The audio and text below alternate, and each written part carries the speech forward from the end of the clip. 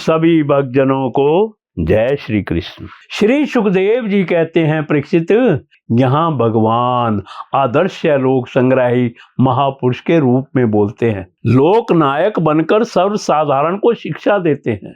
इसलिए स्वयं अपना उदाहरण देकर लोगों को कर्म में प्रवृत्त करना चाहते हैं। ये ही भगवान उसी गीता में जहाँ अतरंगता की बात कहते हैं, वहां स्पष्ट कहते हैं, सर्वधामानम परित्यज्यम मामेक शरणम ब्रज। सारे धर्मों का त्याग करके तू केवल एक मेरी शरण में आ जा। यह बात सबके लिए नहीं है। इसी से भगवान मैं इसे सबसे बढ़कर छिपी हुई गुप्त बात सर्वगुहतम कहकर इसके बाद के ही श्लोक में कहते हैं, इदम ता नात्य पुस्काय ना भक्ता यकदाचन ना चाक्षु श्रुष्वे वाच्यम ना चामायोभ्यम सुयाति। भैया अर्जुन, इस सर्वगुहतम बात को जो इंद्रिय विजयी तपस्वी ना हो, मेरा भक्त ना हो, सुनना ना चाहता हो और मुझ में दोष लगाता हो, उसे ना कहना। श्री गोपी जन साधना के इसी उच्च स्तर में परम आदर्श थी। इसी से उन्होंने देह, गे, पति, पुत्र, लोक परलोक, कर्तव्य, धर्म सबको छोड़कर, सबका उल्लंघन कर एकमात्र परम धर्म स्वरूप भगवान श्री कृष्ण को ही पाने के लिए विचार किया था। उनका यह पति पुत्रों का त्याग, यह सर्व धर्म का त्याग ही उनके स्तर के अनुरूप सब धर्म है।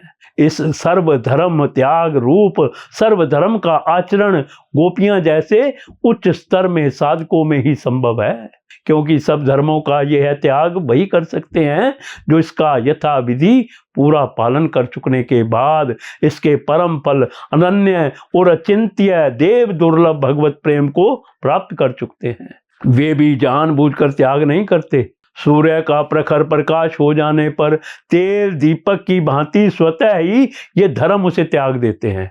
यह त्याग तिरस्कार मूलक नहीं, वरम तृप्ति मूलक है।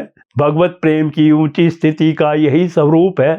देव ऋषि नारद जी का एक सूत्र है, वेदानपि संन्यस्यति केवलम विच्छिन्नानुराग लभते।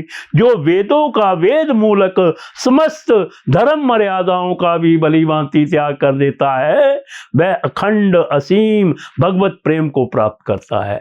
जिसको भगवान अपनी वंशी ध्वनि सुनाकर नाम ले लेकर बुलाएं, वह भला किसी दूसरे धर्म की ओर ताक कर कब और कैसे रुक सकता है।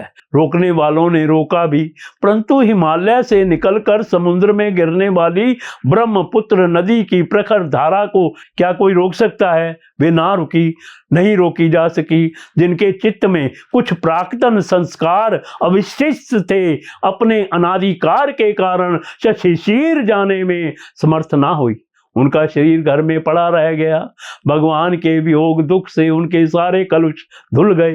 ध्यान में प्राप्त भगवान के प्रेमालिंगन से उनके समस्त सौभाग्य का परम फल प्राप्त हो गया और वे भगवान के पास शरीर जाने वाली गोपियों के पहुंचने से पहले ही भगवान के पास पहुंच गई, भगवान में मिल गई। यह शास्त्र का प्रसिद्ध सिद्धांत है कि पाप पुण्य के कारण ही बंधन होता है और शुभाशुभ का भोग होता है। शुभाशुभ कर्मों से, भोग से जब पाप पुण्य दोनों नष्ट हो जाते हैं, तब जीव की मुक्ति हो जाती है। यद्यपि गोपियां पाप पुण्य से रहित श्री भगवान की प्रेम प्रतिमा स्वरूपा थी, तथापि लीला के लिए यह दिखाया गया है कि अपने प्रियतम श्री कृष्ण के पास ना जा सकने से, उनके विरहानल से उनको इतना महान संताप हुआ कि उससे उनके संपूर्ण अशुभ का भोग हो गया। उनके समस्त पाप नष्ट हो गए और प्रियतम भगवान के ध्यान से उन्हें इतना आनंद हुआ कि उससे उनके सारे पुण्यों का फल मिल गया। इस प्रकार पाप पुण्यों का पूर्ण रूप से अभाव होने से उनकी मुक्ति हो गई। चाहे किसी भी भाव से हो, काम से, क्रोध से, लोभ से, जो भगवान के मंगलमय श्री विग्रह का चिंतन करता है, उसके भाव की अपेक्षा ना करके वस्तु शक्ति से ही उसका कल्याण हो जाता है। यह भगवान के श्री विग्रह की विशेषता है। भाव के द्वारा तो एक प्रसर मूर्ति भी परम कल्याण का दान कर सकती है। बिना भाव के ही कल्याण दान भगवत विग्रह का सहज दान है।